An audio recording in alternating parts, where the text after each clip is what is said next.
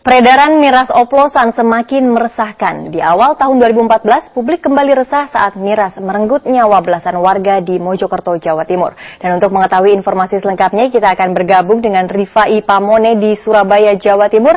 Ya, Rifai, bagaimana perkembangan terkini dari tragedi miras oplosan di Jawa Timur? Dan apakah sudah ada hasil dari penyelidikan yang dilakukan oleh polisi? Ya Gilang, tentunya yang dilakukan oleh pihak kepolisian khususnya di wilayah Mojokerto untuk Polres Kota Mojokerto terkait dengan kasus atau tragedi pesta minuman keras oplosan telah dilakukan secara intensif dan hal ini dibuktikan dengan disitanya berbagai barang bukti oleh pihak kepolisian dan saat ini tengah diamankan atau disita di ruang reskrim Polresta Mojokerto. Terdapat 14 jerigen yang berisi cairan yang diduga kuat berisi cairan metanol yang digunakan untuk mencampur buatan miras oplosan. Dan saat ini pihak kepolisian juga sudah menahan 2 orang tersangka yang merupakan sepasang suami istri berinisial R dan N. Keduanya setelah ditetapkan sebagai tersangka terancam hukuman yang sangat berat. Hukuman pidana ini akan berlapis dan maksimal bisa mencapai 15 hingga 20 tahun penjara ataupun sesuai dengan hukuman yang sangat maksimal, yaitu hukuman mati.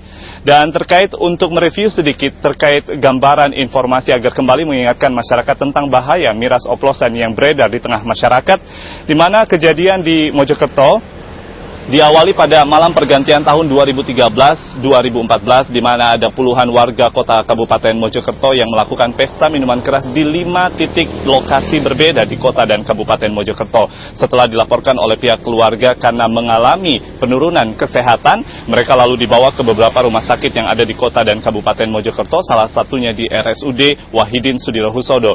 Dilaporkan oleh pihak kepolisian tewasnya warga kota Kabupaten Mojokerto diawali pada hari Sabtu 4 Januari 2014, lalu disusul pada hari Minggu 5 Januari 2014 yang pada awalnya dilaporkan total warga yang tewas sebanyak 14 orang, lalu berkembang menjadi 17 orang pada hari Senin 6 Januari 2014. Dan juga Gilang, setelah geger tragedi miras oplosan di Mojokerto, warga Jawa Timur kembali dikagetkan dengan tragedi miras oplosan yang terjadi di kota Surabaya. Beberapa hari yang lalu, 4 orang warga kota Surabaya atas nama Hendrik, Rofik, Agus, dan juga Edi dikabarkan atau dilaporkan pihak keluarga tewas akibat meminum minuman keras oplosan yang berkadar metanol hingga 80%. Pada saat pemakaman yang dilakukan oleh pihak keluarga atas jenazah Hendrik dan Rofik di tempat pemakaman umum yang sama, diwarnai dengan isak tangis keluarga dan juga keharuan yang sangat mendalam.